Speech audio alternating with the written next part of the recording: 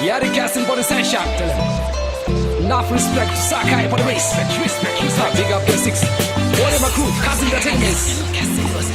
Respect. Gas Entertainment. 2021 production. Swederapa tusemiku udze zviripo chipo mwana asingageze nesipo ndobata papiko ndotenga papido just to please and tease you babe I like yo 6 to 6 nechiita zvenharo one thing for sure unounza mufaro chipo ndiripo sure ndiripo mwana akanaka rudo rwako I will die for I'll never let you go uri papisto ndoita sei kana nhasi ukafa never go far kukusuwa ndinotya une my hips Kevin lips chibora cha dedi unosheka baby kwete zvejuti ndakati uri futi vanoti moyo muti ene futi kungondiramba nhasa ndide mumwe futi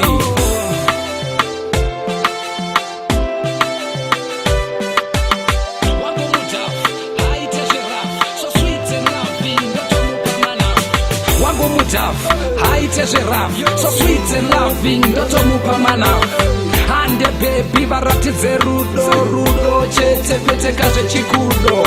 wangu mudhafu haite zveraf so sweet and loving ndotomupa manaf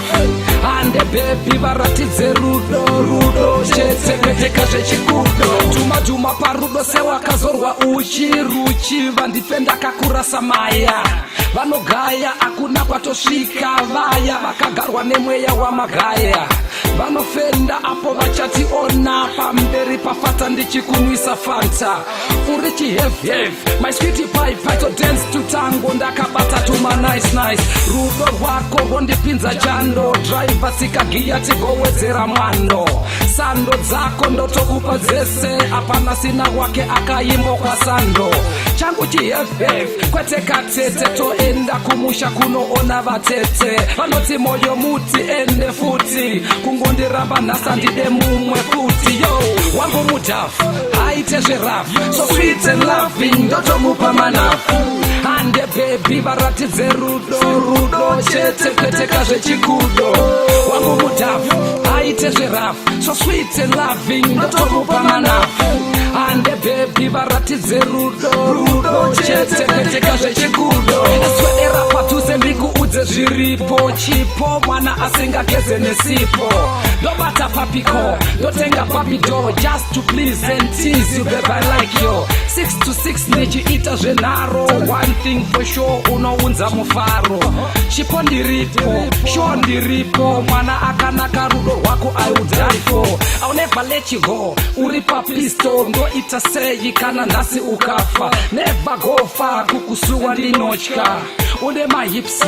Kevin lips chibora cha dedi unosheka baby kwete zvejuti ndakati uri futi vanoti moyo muti ende futi kungondiramba nhasa ndide mumwe futi